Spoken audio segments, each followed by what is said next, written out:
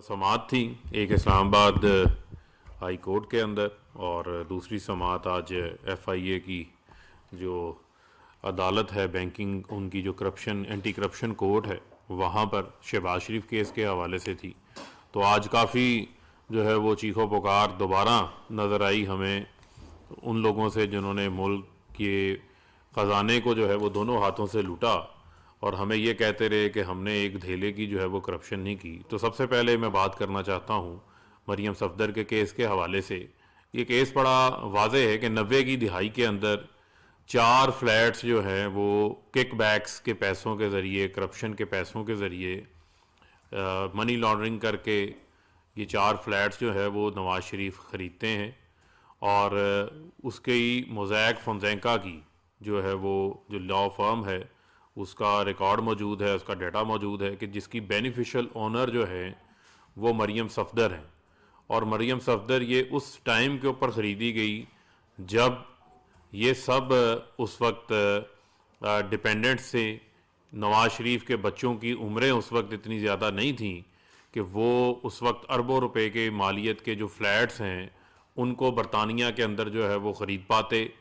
लेकिन इस हवाले से झूठों की दास्तान एक ये है कि पहले ये 2011 के अंदर यही मरियम सफदर, जिनका वतीरा है कि वो आए रोज़ कोई ना कोई जो है वो नया बयान जो है वो अपना बदलती रहती हैं, उन्होंने टीवी के ऊपर आके बरमला कहा कि मेरी लंदन में क्या, मेरी तो पाकिस्तान के अंदर कोई प्रॉपर्टी मौजूद नहीं है।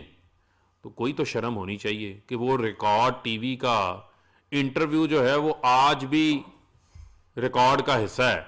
जो आपने बड़े शौक से आकर इंटरव्यू दिया था वो किसी से ढका छुपा तो नहीं है। उसके बाद जब ये पनामा का मामला पता चलता है इन्हें कि उस लॉ फर्म के डॉक्यूमेंट्स जो हैं वो पनामा लीक्स के अंदर सामने आने वाले हैं, और उसमें जो 3 दफ़ा का वज़ीर आज़म जो तीनों बार वज़ीर आज़म बन के लूट मार करता रहा और अपने चेहरे के ऊपर एक शराफत का लबादा ओढ़ के बैठा हुआ था, उसका साहबजादा हसन नवाज, हुसैन नवाज एक निजी टीवी को इंटरव्यू देते हुए कहते हैं कि अल्हम्दुलिल्लाह ये फ्लैट्स जो हैं वो हमारे हैं और इसकी जो ट्रस्टी हैं, उसकी जो बेनिफिशियल ओनर हैं वो उनकी हमशीरा मरियम सफदर हैं। तो पहली बात तो ये है कि 2011 में जहां मरियम सफदर कहती हैं कि मेरी लंदन में तो क्या पाकिस्तान में कोई प्रॉपर्टी नहीं है, और पनामा लीक्स अप्रैल में आते हैं, मार्च 2016 में हुसैन नवाज़ इंटरव्यू देते हैं और वो कहते हैं कि इसकी जो बेनिफिशियल ओनर हैं वो मेरी हमशीरा हैं। तो यानी मरियम सफदर का जो 2011 का जो झूठ था उसको भाई मैंने बेनकाब नहीं किया, उसको इमरान खान ने बेनकाब नहीं किया, आप ही के भाई हुसैन नवाज़ ने टीवी के ऊपर आकर एक निजी टीवी चैनल को इंटरव्यू देते हुए बेनकाब किया। अब पनामा का मामला आ जाता है, पनामा का मामला सामने आता है तो एक कहानियाँ पहले सुनाते हैं कि जनाब जद्दा में स्टील मिल लगाई, फिर पता चला कि पैसे जो है वो ऊँटों के ऊपर जो है वो अबू धाबी चले गए, फिर 70 की दिहाई में चले गए। तमाम तर कहानियाँ सुनाने के बाद ये पता चला कि एक इनके पास एक कतरी ख़त है, और जो कतरी ख़त मौजूद था उस कतरी ख़त के हवाले से वो कतरी भी उस ख़त को जो है वो ऑन करने के हवाले से जो है वो तैयार नहीं था, ना ही किसी अदालत में आके सामने जो है वो पेश हुआ। इन्होंने कहा ये को पत्थर का ज़माना है, या इन्हें लगा कि पाकिस्तान के अंदर जो है वो अदालतें आज़ाद नहीं हैं, या इन्हें लगा कि पाकिस्तान के अंदर इन्हीं के जो है वो जस्टिस रिटायर्ड क्यूम टाइप के जज बैठे हुए हैं जिनको ये फ़ोनों के ऊपर, टेलीफोनों के ऊपर फैसले लिखवाते थे। उसी किस्म के जज जो हैं वो सुप्रीम कोर्ट में भी होंगे, और जो रामलीला हम सुनाएंगे, जो हम झूठ बोलेंगे, वो झूठ जो है वो हमारा माना जाएगा। लेकिन इस बार इमरान खान जो खड़े थे इनके रास्ते में, जो कौम का लूटे हुए पैसे की हफाजत के लिए उसके ऊपर पहरा दे रहे थे, और पहली बार आपके सामने ये चीज़ें आई कि मुल्क का वज़ीर आज़म है, वो इधर वज़ीर आज़म है, उधर जो है वो इकामा रखा हुआ है। पता लगा कि ये नून लीग नहीं है, ये कामा लीग है, यानी कि सारी जमात के पास इकामे निकल आते हैं। ख्वाजा आसिफ मुल्क का वज़ीर दफ़ा, कभी वज़ीर ख़ारजा, वो इकामा होल्डर है। मुल्क का वज़ीर दाखिला, वज़ीर मनसूबाबंदी एहसन इकबाल, वो इकामा होल्डर है, इकामे भी रखे हुए हैं। मुल्क के अंदर जो है वो सियासत भी कर रहे हैं और उन कामों का पता नहीं कि ये कामें किस वजह से रखे हुए हैं। बुनियादी तौर के ऊपर इस केस के हवाले से इनको जितना टाइम मिला, जितना फेयर ट्रायल इनको मिला, सवाए कतरी खत के मजाक के अलावा ये एक चीज़ नहीं लेकर आए।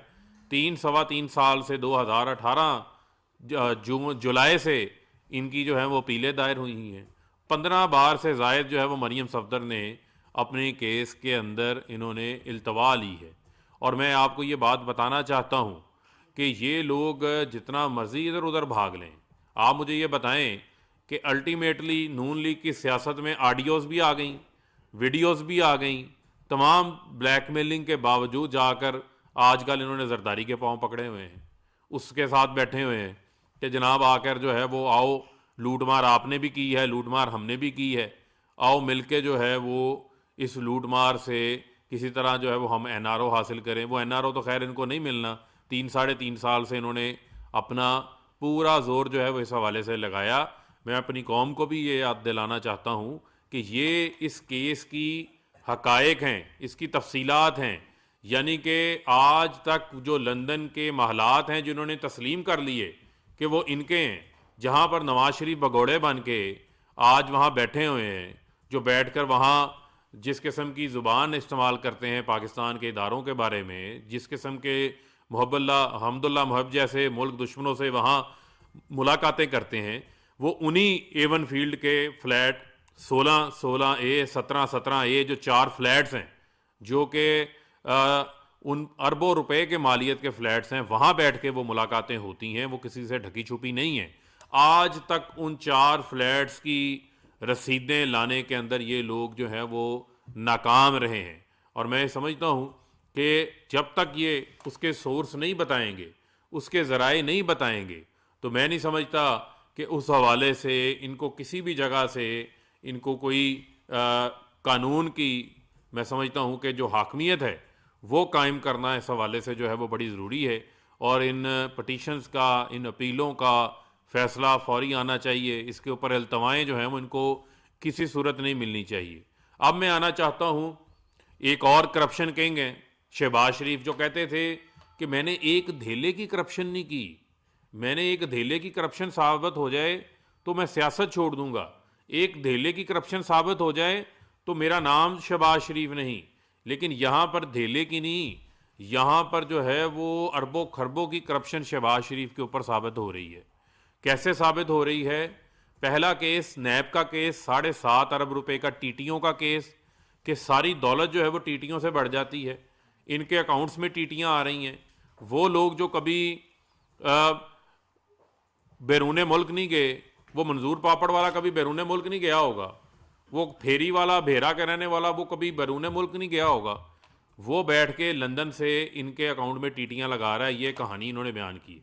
सेम कहानी वही जो हदैबिया पेपर मिल केस के अंदर थी, वहाँ काजी फैमिली का नाम इस्तेमाल किया, यहाँ पर पापड़ वाले का, यहाँ पर फेरी वाले का नाम इस्तेमाल कर लिया, जो कभी ख्वाब में भी लंदन नहीं गए होंगे, उनके वहमो गुमान में नहीं होगा कि उनका नाम इस्तेमाल हो रहा है। ये ऐसे वारदातियाँ हैं। आप कौम इनसे जो है ना, वो कहते हैं ना मुश्तरी होशियार बाश, कौम इनसे होशियार रहे।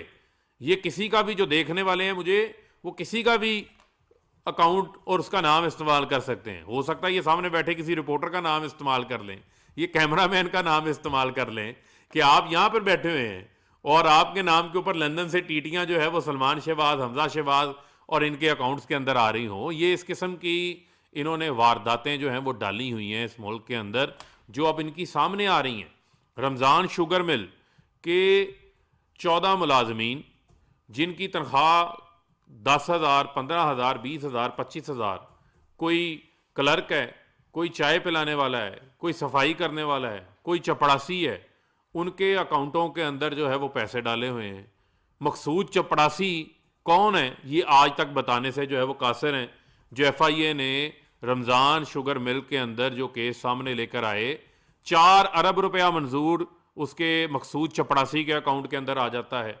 मसरूर अनवर नामी जो इनका अपना मुलाजिम है, जो इनका कैश बॉय है, वो 2008 से 2017 तक शहबाज शरीफ के अकाउंट के अंदर कैश पैसे HBL के न्यू मुस्लिम टाउन के अकाउंट के अंदर पैसे जमा करवाता रहा।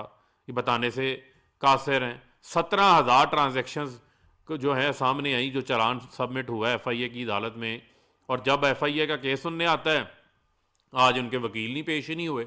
हमजा शहबाज को जो है वो नया वकील याद करना आ गया, यानी वही डिलेइंग टैक्टिक्स। ये तो इल्तवा के अदालती सिस्टम को ना चलने देना, ये इल्तवा के वही बुनियादी हथकंडे हैं जो ये इस्तेमाल करते आए हैं। ये कहें ना कि हमारे केसेस का फैसला करें। आप मुझे ये बताएं, ये सलमान शहबाज क्यों मुल्क से बाहर भागा बैठा है? उसको कौन सा सर्जरी होने वाली है? उसको कौन सा कोई बीमारी है? उसकी कौन सी कमर में दर्द है जो वहाँ बैठे हैं? ये आते हैं, जब भी आप आएंगे इनसे ये सवाल होगा कि ये मकसूद चपड़ासी कौन है, ये मसरूर अनवर कौन है, ये सलमान शहबाज क्यों इश्तिहारी बन के जो है वो मुल्क से मफरूर है? बुलाएं ना उसको वापस, वो क्यों नहीं पाकिस्तान आता, यहाँ आके जवाब दे। वहाँ की बरतानिया की अदालत जहाँ पर ये बड़े ढोल बजा रहे थे कि हम सरखरू हो गए, सरखरू हो गए, उस अदालत में ये पटिशन दायर करते हैं कि इसके डॉक्यूमेंट्स जो हैं वो किसी और के हवाले ना किए जाएं, ये डॉक्यूमेंट्स को जो है वो पब्लिक ना किया जाए, क्योंकि उसके अंदर जो इन्होंने झूठ बोला हुआ है, जो इसके अंदर इन्होंने वहाँ के निज़ाम को गुमराह किया हुआ है, वो तमाम तर चीज़ें वहाँ पर मौजूद हैं। और जब ये NCA नेशनल क्राइम एजेंसी वहाँ पर इन्वेस्टिगेशन कर रही थी, उस वक्त ये FIA का 16 अरब वाला केस नहीं आया था। अगर वो हमसे मांगते तो हम इसकी भी तफसीलात उनको देते कि ये किस किस्म के वारदातियाँ हैं, ये कैसी कैसी वारदातें डालते हैं कि इन्होंने अपनी रमज़ान शुगर मिल के 14 मुलाजमीन के नामों के ऊपर अकाउंट्स खोल रखे हैं, मकसूद चपड़ासी के अकाउंट में 4 अरब डाल देते हैं। एक शख्स इनका मुलाजिम वो 2016 के अंदर अल्लाह को प्यारा हो जाता है, यानी दुनिया से चला जाता है, वफात पा जाता है, फौत हो जाता है। ये उस मुर्दे को भी बेचारे को नहीं छोड़ते, वो अल्लाह दुनिया से चला गया है लेकिन उसका अकाउंट खुला हुआ है, वो इस्तेमाल करते जा रहे हैं। 2017 तक उस अकाउंट को घुमाते रहे हैं। ये इस किस्म के चोर, चोर, डाकू, लुटेरे हैं, ये बहरूपिये हैं। मैं अपनी कौम को ये बताना चाहता हूँ, इनके साथ हमारा मुकाबला है। जब ये बात करते हैं, मुझे आप ये बताएं, ये सलमान शहबाज ने कौन सी ATM मशीनें लगा रखी हैं लंदन में, जो ये दूध का, पनीर का, दही के वहाँ फैक्ट्रियाँ लगा रहे हैं, वहाँ पर कारोबार कर रहे हैं? ये इस चीज़ का जवाब दें ना कि इनके ATMs कौन से हैं, उनके क्यों नाम नहीं सामने आने देते? ये तो कहते हैं ना जनाब कि हमारे पाकिस्तान से जो है वो कोई पैसा नहीं गया। जो शहबाज शरीफ ने कहते हैं जी फ्लैट बेचा है, फ्लैट बेच के जो है वो सलमान शहबाज ने वहाँ पर जो है वो काम शुरू किया। अब वहाँ पर कौन सी ATMs बैठी हैं जो सलमान शहबाज को पैसा दे रही हैं? कहाँ से ये पैसे जा रहे हैं जो वहाँ पर फैक्ट्रियाँ लगाई जा रही हैं? नवाज शरीफ जो ऑस्कर परफॉर्मेंस देते हैं, उनको तो सर्जरी होने वाली है। डॉक्टर कहता है कि आपने चहलकदमी करनी, सफ़र नहीं करना, कोरोना है। आपका जो डॉक्टर ओपिनियन देता है आपको, खैर डॉक्टर अदनान ख़त्म हुआ तो लंदन का डॉक्टर लॉरेंस आ गया, अब कोई अमेरिका के डॉक्टर शाह आ गए हैं। वो जनाब जाके 500-500 किलोमीटर का सफ़र करते हैं, 5-5 घंटे गाड़ी पे सफ़र भी करते हैं। उसके बाद पता चलता है कि दिल का मरीज़ है, लेकिन माशाल्लाह इतने फिट हैं जो कि जिनको डॉक्टर कह रहे हैं आपने सफ़र नहीं करना, वो 4-4 फ्लोर बगैर रुके, बगैर सांस लिए जो है वो 4-4 मंजिलें सीढ़ियाँ चढ़ के जा रहे हैं। अल्लाह ताला ऐसे तमाम जो दिल के मरीज़ हैं उनको ऐसी सेहत अता कर दे जो इनको अता हुई है, वो तमाम सेहत इधर भी अता हो जाए। बुनियादी तौर के ऊपर इनकी तमाम कार्रवाइयाँ झूठ की बुनियाद पर होती हैं, इनकी तमाम तर कार्रवाइयाँ ड्रामेबाजी की बुनियाद के ऊपर होती हैं। चाहे वो आसिफ अली जरदारी हो, चाहे वो नवाज शरीफ हो, शहबाज शरीफ हो, आगे उनके बच्चे हैं, बिलावल जरदारी है, मरियम सफदर है, हमजा शहबाज है, सलमान शहबाज है, ये तमाम जो है ये करप्ट लोगों का जो है वो टोला इकट्ठा हुआ है। और ये जो है वो अली बाबा 40 चोर वाली कहानी जो है मुझे याद आ जाती है। ये सारे 40 चोर जो हैं वो इकट्ठे हुए हैं जिनका मकसद है अपनी चोरी को बचाना, उसको प्रोटेक्ट करना, अदालतों से इल्तवाएँ लेना, बेजा इल्तवाओं के पीछे छुपना। ये तमाम तर जो है वो इनकी कहानी है। इससे ये किसी सूरत भी जो है वो बाज नहीं आ सकते। शहबाज शरीफ को मकसूद चपड़ासी का, मसरूर अनवर का, रमज़ान शुगर मिल के जाली अकाउंट्स का जवाब देना पड़ेगा। जो 16 अरब का वो केस है, ये भागे मत, ये कहें डे टू डे जो है वो उसकी FIA हेयरिंग करे। नैब के अंदर जो शहबाज शरीफ का 7.5 अरब का नैब अदालत में लाहौर में केस है, उसके ऊपर ये आएँ, डे टू डे हेयरिंग करें, इल्तवाओं के पीछे ना छुपें। और मरियम सफदर भी इस्लामाबाद हाई कोर्ट के अंदर ये बताएं कि ये जिसकी वो बेनिफिशियल ऑनर हैं, जिसको उनके भाई ने आके तस्लीम किया था, तो ये बताएं ना कि उसकी रसीदें आज तक कहाँ हैं। वो कौन से ऐसे ज़राए हैं जिन ज़रायों से वो पैसे आए थे, वो ज़राए तो आज तक सामने नहीं आए। तो लिहाजा मैं समझता हूँ कि इनको अदालतों से ना भागने देंगे, ना कानून से भागने देंगे, ना इनको जो है वो हम इल्तवाओं से किसी सूरत भी जो है वो पीछे छुपने देंगे। जी सर ये बताइएगा, आप अभी आपने जिस तरह की डिटेल बताई है शहबाज शरीफ की और आप उनकी करप्शन की बातें कर रहे हैं, वो तो पूरी अपोजिशन मुत्तहिद होकर कल पीडीएम का इजलास है और वो आपके खिलाफ बाकायदा उन्होंने जो अदम की तहरीक है उसका फैसला किया है, और इतलात ये है कि वो बाकायदा इस कंसेंसस भी कर चुके हैं और इसी फरवरी के महीने में ये मामला जो है वो पार्लियामेंट में लेकर आएंगे। देखें, तो आप देखें बुनियादी तौर के ऊपर फ़र्क क्या है? फ़र्क ये है कि इमरान खान जिसकी सारी ज़िंदगी जो है उसने पाकिस्तान के लिए फ़ख्र का बायस रहा है, क्रिकेट का मैदान हो, हॉस्पिटल में वेलफेयर का मैदान हो, पाकिस्तान की पॉलिटिक्स आई तो हमें वज़ीर आज़म बने, उसके अंदर जो चैलेंजेस हमें मिले वो सारा एक टर्न अराउंड उन्होंने किया, लेकिन उसके बदले हमें इन माफियाज़ का भी सामना है। इमरान खान ने तो कभी पीडीएम नहीं बनाई, इमरान खान ने तो कभी जलसे जुलूस नहीं किए। इमरान खान के ऊपर इन्होंने केस करवाया ब्लैकमेलिंग के ऊपर, वो वज़ीर आज़म नहीं थे, पब्लिक ऑफिस होल्डर नहीं थे। सुप्रीम कोर्ट के अंदर इमरान खान ने 40 साल कमाई का हिसाब दिया अपनी, और 60 से ज़ायद डॉक्यूमेंट्स दिए। वो बड़ी आसानी से कह सकते थे जी मैं पब्लिक ऑफिस होल्डर नहीं हूँ लिहाजा आप मेरा केस नहीं सुन सकते, लेकिन इमरान खान ने कहा कि नहीं ये म्यार है तो मैं हाई मॉरल ग्राउंड लूँगा, अपने आप को एहतसाब के लिए उन्होंने पेश कर दिया। इमरान खान के तो इनकी तरह इक़्तिदार में आके कोई लल्ले तलल्ले नहीं लगे हुए। उन्होंने अपने वज़ीर आज़म हाउस, वज़ीर आज़म सेक्रेटरीट के 108 करोड़ रुपया सेव करके ख़जाने के अंदर वापस दिया, खर्चे कम किए, कमर्शियल फ़्लाइट्स के ऊपर दौरे किए। इनकी तरह जो है वो 777 जहाज़ों के ऊपर इमरान खान 200 ख़ानदान के लोगों के बर्चियों समेत बैरून मुल्क दौरे तो नहीं करते रहे। इमरान खान के इनकी तरह 5-5 कैंप ऑफिस नहीं हैं, एक कैंप ऑफिस नहीं है, अपने घर के अंदर रहते हैं। मुल्क के ख़जाने की उन्होंने हिफाजत की है, हमेशा जो है वो मुल्क के लिए फ़ख्र का बायस बने हैं। आज सेहत कार्ड जैसे इनकलाबी प्रोग्राम उन्होंने रोल आउट कर दिए हैं।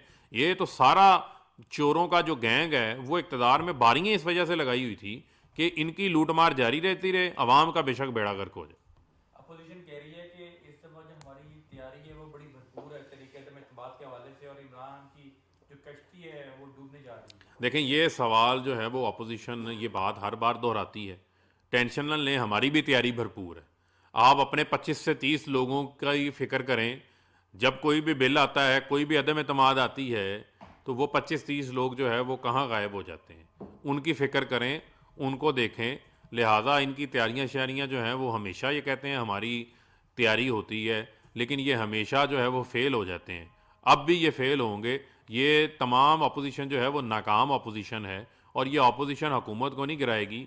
आप ये देखना ये अपोजिशन एक दूसरे को ही गिराएगी एक बार फिर। सर ओपोजिशन का दावा है कि आपके काफ़ी लोग उनसे राब्ते में हैं, क्या आपके इल्म में है कि कौन से लोग उनसे राब्ते में हैं? देखें अगर हमारे लोग उनसे राब्ते में हैं तो स्टेट बैंक का बिल हुकूमत का पास हो जाता है। हमारे लोग अपोजिशन से राब्ते में हैं, अपोजिशन लीडर सेनेट से उनका गायब हो जाता है। हमारे लोग उनके साथ राब्ते में हैं, शहबाज शरीफ जिस दिन स्टेट बैंक का बिल होता है उनको कोई शादी में जाना पड़ जाता है। तो ये मुज़हका खेज जो हैं वो इनकी बातें हैं, उन बातों के अंदर किसी किस्म की कोई हकीकत नहीं है। इत्तेहादी जमातों की नाराज़गी भी सामने आ रही है, इनके भी अपोजिशन की पार्टी से मिल रही है। बलूचिस्तान अवामी पार्टी ने वजारत मांग ली है, तो इत्तेहादियों को कैसे खुश करें? देखें हमारे इत्तेहादी हमारे साथ हैं, उनको हमेशा हम जो है वो साथ लेके चले हैं, और हमेशा हुकूमत के साथ उन्होंने साथ दिया है। 3.5 साल से जो है वो हमारा इत्तेहाद कायम है। हर वक्त हमें यही बात की जाती है जी इत्तेहादी नाराज़ हैं, इत्तेहादी नाराज़ हैं। इत्तेहादियों जब आपकी कोलिशन गवर्नमेंट होती है उसके चैलेंजेस भी होते हैं, लेकिन हम हमेशा इत्तेहादियों को साथ लेके चले हैं। उनके तहफ़्फ़ुज़ात को भी हमने दूर किया है, और उनकी जो जायज़ चीज़ें होती हैं उनको भी साथ लेके चलते हैं। तो किसी किस्म का कोई जो है वो ऐसा मामला नहीं है। बहुत शुक्रिया।